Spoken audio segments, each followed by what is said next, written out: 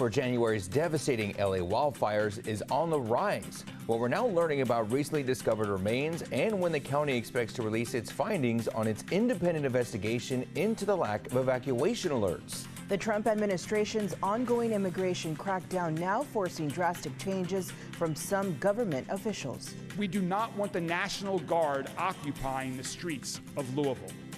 I will not risk the safety of our broader immigrant community. Why the mayor of Louisville believes revering its sanctuary city policies will help keep the city off the White House's radar. A main fundraising source for the Democratic Party is now facing scrutiny from Republicans. Why the organization Act Blue is being subpoenaed by Congress, and how the move may be linked to plans for winning next year's midterm elections. And cooler weather continues. In fact, we might have some 80s on tap for some of the Central Valley. Also, we're going to talk about the possibility of some thunderstorms up in the Sierra Nevada mountains. I'll break it all down in a great day forecast. You're watching Fox 26, and now, great day.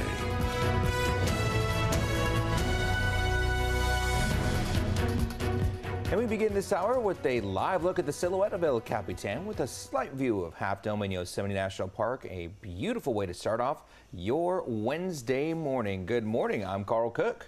I'm Christina Rodriguez. And I'm Justin Willis. Thank you for joining us here on this Wednesday morning. And we only got to 90 degrees yesterday. Can you guys believe that? Oh my gosh. It was very windy last night. Yeah, during the evening hours, the winds really do pick up, especially, with the way things are shifting for us right now. But these cooler temperatures are going to continue for us today. So more nice weather in store for you today. And let's get to it and show you what's going on out there. Current conditions, it's a little cool out there. We're at 62 degrees, and those wind speeds are still going for you there. Northwest winds at 10 miles an hour right now. Dew points at 53, and the rest of the day. Check it out. Clear skies, plenty of sunshine, wind speeds hanging out about 5 to 6 miles an hour during the day. At 10 a.m. we're at 71. At noon we're still in the 70s at 78, and at 5 o'clock we'll be at 89 degrees. All right, your next weather maker is bringing us a chance for some rain up in the Sierra Nevada mountains. I'll let you know where specifically to expect that coming up. We now know the identity of the man who was shot and killed in northwest Fresno on Monday. Police identified the man killed as 33-year-old Kumar. Police responded to the shooting just before 7 on Monday night, and when officers arrived, they found Kumar suffering from multiple gunshot wounds. He died at the scene. Officers say this was an interpersonal shooting and the shooters and Kumar knew each other. Police believe there were at least 2 shooters and that the attack was not gang-related, but the investigation is still underway. If you have any information, contact Crime Stoppers at 559-498-STOP. That's 559-498-7867. Fresno police also say they have now identified the man responsible for a shooting and carjacking on North Fulton Street between Belmont and Divisadero. The accused shooter was identified as 32-year-old Adam Thamavong. He's now facing multiple felony charges. The shooting happened Monday morning around 11. Officers found a man in his 50s lying in the road who had been shot in the back, and he was taken to a nearby hospital. Witnesses say the accused shooter drove off in the victim's car. Eventually, the suspect was found hiding nearby and was taken into custody. 6 months after the devastating wildfires across Los Angeles, the number of deaths has now increased. We're now learning a search team just found more human remains on the west side of the burn zone. Now, while the LA County Medical Examiner has not yet identified the remains, 74-year-old Juan Francisco Espinoza has been missing from his home at the same address ever since the fires. The Sheriff's Department recently published this bulletin saying his family was concerned for his well-being. This comes as the county continues its independent investigation into the evacuation alerts, which many people in the area say never came. No alerts at all. Nothing. It is outrageous. I mean, they couldn't drive up and down with their sirens on or something. I mean, it's really, they totally left us here to die. LA County's Joint Coordinated Information Center says they expect to have a status update on the investigation by the end of the month. At the time, law enforcement agencies reported that their resources were stretched extraordinarily thin between the Eaton fire and the one in the Palisades, battling hurricane-force winds on both ends. In total, 31 people died, 19 in the Eaton fire, 12 in the Palisades fire. As of now, it's unclear if there are still any other people reported missing from the Eaton fire who have yet to be found. In Northern California, it's been 4 weeks since a firework facility exploded in Esparto, and this is what remains: burnt soil and mangled pieces of metal, all scattered across fields near the explosion site. And now Garrett Driver with the Yolo County Fire Bureau says farmers are feeling the financial toll of this explosion. And in a year like this where crop prices are low, it's a pretty big blow to an operation just trying to make the bills and make the payments. The amount of cleanup that it's going to take to make it farmable again, that's going to cost money. You know, who's going to pay for that? It's likely hundreds of thousands of dollars. One landowner, Etta James Farming, was one of the first to file a lawsuit after attorneys claim a loss of 74 acres of crops plus pricey farming equipment. The complaint lists Kenneth Chi and Craig Cutright plus their fireworks companies along with Sam Machado. A copy of the lawsuit says defendants failed to comply with basic safety standards. It goes on to claim that they operated in a reckless manner that they knew or should have known caused an unreasonable risk of catastrophic explosion and fire.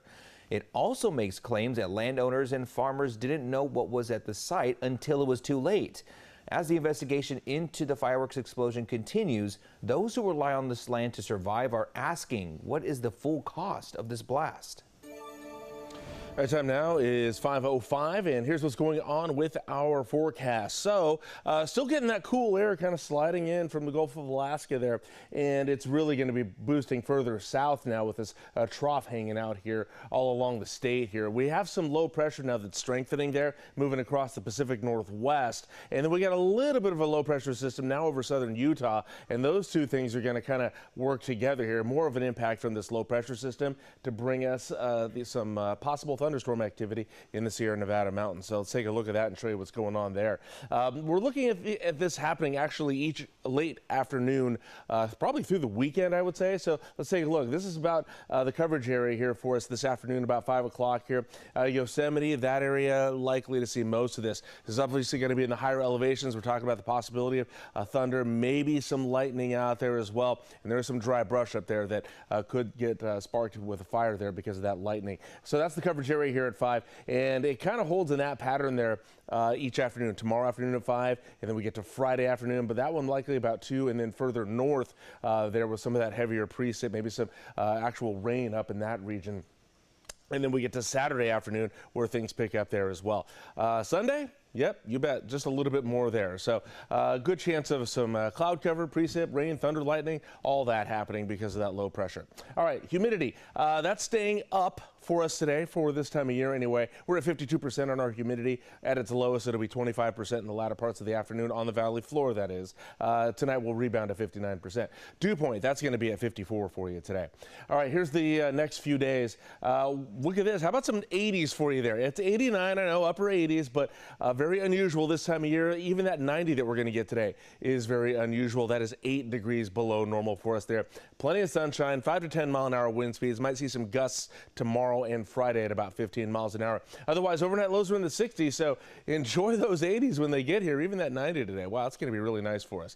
Up next, we're going to get a look at your highs and lows across the rest of the San Joaquin Valley. The Trump administration is making it clear it's not backing off of its immigration crackdown anytime soon. How some politicians are responding to policies as they work to keep their community members safe. The man accused of driving into a crowd in Los Angeles will appear in court today. What he was charged with and a look at the consequences he faces if convicted. And a live look now at Hermosa Beach, where it looks like there could be a few people walking there at the bottom of your screen, getting ready to start off their morning there in Southern California. Time now is 5:08 and 63 degrees right now. You can find new headlines and the weather forecast on your screen all morning long, even through the commercial break.